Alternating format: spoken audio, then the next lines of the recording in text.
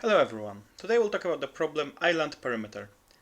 We are given a grid of ones and zeros, where ones represent land, and we are being asked to calculate the perimeter of an island that's on this grid.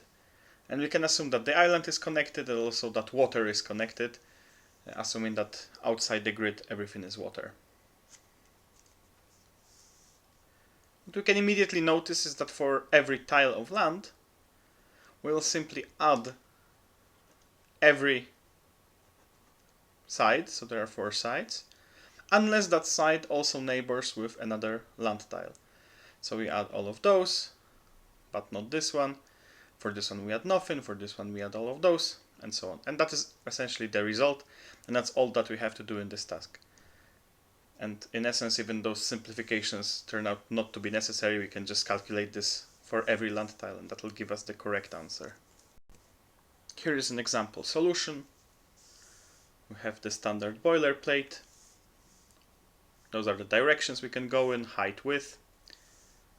And we're going to just sum over the number of good neighbors for every tile on our grid.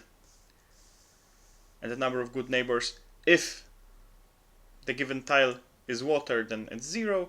Otherwise, it's 4 minus every good neighbor that's a land tile. So here we subtract the grid of new row, new column. And that essentially is 1 if it's land, 0 if it's water. So if it's 0, then nothing happens. Right? And that boilerplate is typical. So we have those directions. Every pair here is a direction. So up, down, left, right. This is a list of those changes to row and column number.